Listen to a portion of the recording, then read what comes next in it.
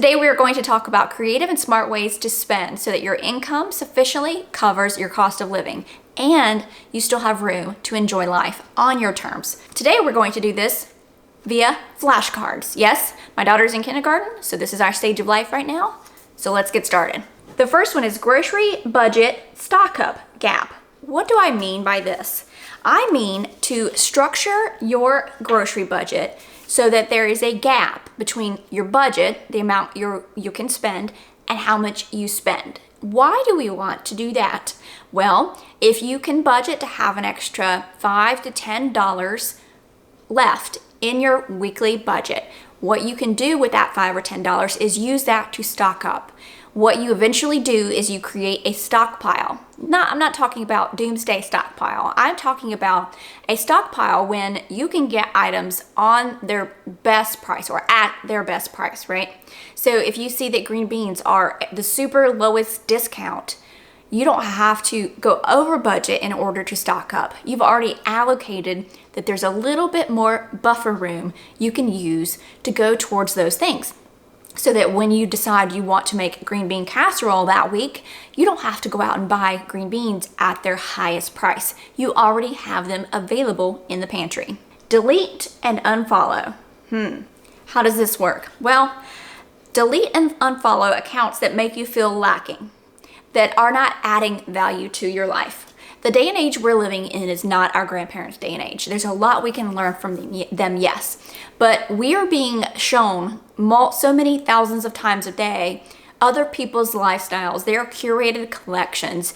And even if we have the best of intentions and try to shield ourselves from it the most, it still will affect you. It still will make you think, oh, I don't have that. Oh, that looks so nice. And somewhere in the deep, dark depths of your mind, it could potentially lead you to purchasing some things because you want to feel that way, or make you feel bad about yourself because you're lacking. So what I ask you to do, especially at the time of the year, is go through all of your accounts, everything, anywhere that you follow anybody, and see who is making you feel less than, who is making you feel lack, who is making you feel like you're not as pretty, or you need this makeup, or they're showing products but they're showing a filter over their face. So that's obviously not an accurate representation of that product. Just be more mindful, go through there and get rid of people who are making you feel that way. Buy less, but better. Quality. What does that mean? Well, what I've really learned growing up, and we always bought the cheapest of everything, right? The quality, we didn't think about it as much. It was what the cost of it was. And I understand if that's a stage where you are in life and you have to do that. Completely get it. But if you are able to buy the better quality item, in the long run, you're going to save money. That way, if you go and buy the IKEA, and trust me, I have some IKEA things. Let's not say anything against that, but if you go and buy the IKEA dining table in a really modern fashion, then it's going to break or be out of style or not go with everything else in your house within a few years probably. Whereas if you bought a classic, more quality piece of wood, and yes, you spent more money, in the long run, you spend less. The next one is cook 2 more servings of meals. Obviously, make sure that they freeze or reheat well. Not everything does.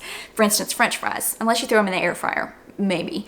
But when you're cooking meals or you're planning your meal plan, see if you can buy a little bit extra so that you make more food than you need. That way, you don't ever run out of having leftovers for additional lunches or a night that you don't want to cook. You could just go and get some leftovers, depending upon, obviously, the number of people in your household. But for me, there's 3 of us. If I cook something, there's 4 or 5 extra servings, that's probably not gonna go over well. It's gonna sit in the fridge and it's not gonna be eaten. So 2 is a good rule of thumb for us. So maybe it's 3 or 4 if you have more in your family. The next one is to let it marinate. What do I mean by that? Well, leave items in your cart or write things down on a list. Come back to it later. Do you still want it? What you'll find is, I call this letting it marinate, letting it sit and see, maybe does it still taste good later? So I found myself, shopping online, and I'll just put things in a cart, and, then I'm thinking, when I get to the checkout, I'm like, maybe I'll wait, because the shopping part's fun, but the checkout, when you see the total, that's where you get a little bit of shock. At that point, let's let it marinate. So what you'll find is 9 times out of 10, you don't even go back to it. The shopping and not pushing the exit button actually scratched the itch that you needed. And I talk about this on a list too. So there are some people that do a list where they'll write down everything that everybody says they want, and then they'll wait 30 days and see if they still want it. What they find is majority of the time people have crossed off those items as they've gone throughout that month. Bid out home and car insurance premiums. This saved us so much money when we did it years ago, and I recommend doing it more often than that. Basically, it's the same thing where your home or your car insurance premium will go up. Well, why can't I get a discount? You can get better rates if you go in your new customer places. So for instance, we bid everything out, and we ended up with Amica. And we have been very happy with them. I'm not endorsing them by any means, but we've had to utilize them for a couple of things, and it's been a seamless transition, whereas some people think that they have to go to an insurance broker, and that might be beneficial for you depending upon what kind of insurance you need if you don't necessarily have the best understanding of it, right? Which, hey, I leave this up to my husband because that's his kind of forte. He loves to dive deep into that. But what I would recommend is really looking at it and seeing if you can go out to other places and get a less expensive for the same amount of coverage. Or some of the coverages you may have, you may not need any longer. For instance, if your car is 10 or plus years old, there may be something on there that you can drop that you just haven't really thought of because it's not something at the forefront of your mind. Shop online versus in store. Why do I say that? Well, you've probably heard, the grocery store thing. If you shop online versus going in the store, you're less likely to buy more things, but you might have that $5 fee, convenience fee, but it's less than if you put all those extra things in your cart.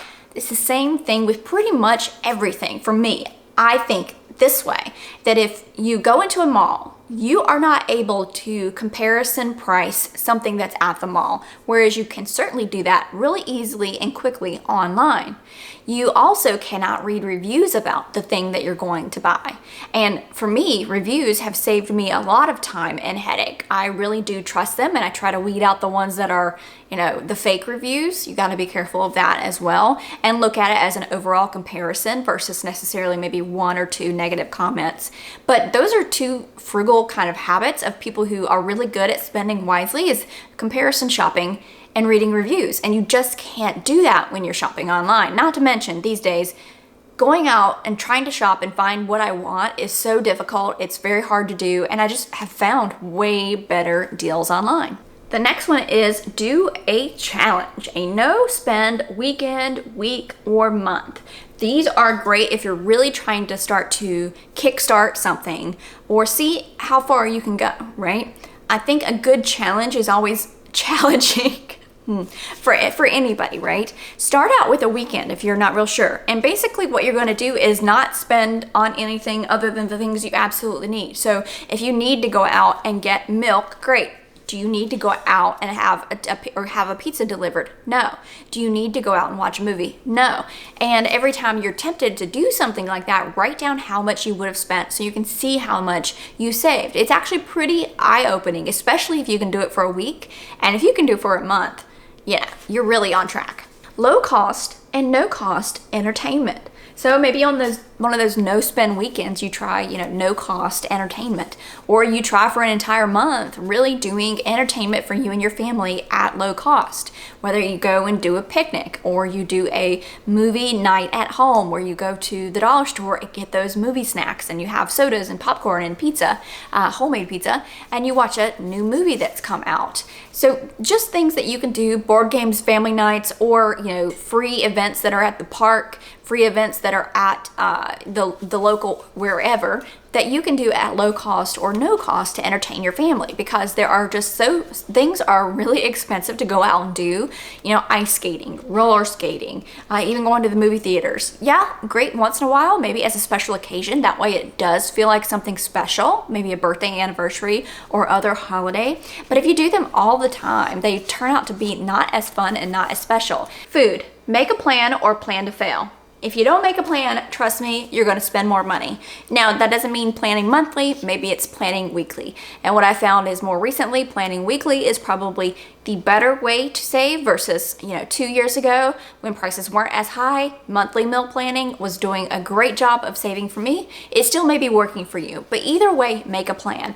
It's great because everybody knows exactly what they're going to have that week. You have all of the ingredients, and so you're going to save yourself a lot of time and stress, including money.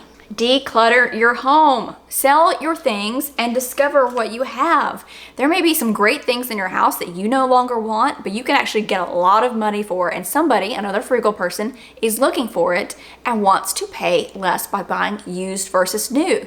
Or just discovering what you already have. Rediscovering it might make it feel new again. Also, it's going to keep you from going and buying duplicates. So I would love to know if you enjoyed this video and if there are any tips that you have really helped cut down on your cost of living. Put those down in the description box below. If you enjoyed the video, make sure you give it a thumbs up and don't forget to subscribe to my channel. I would love to have you back for more videos.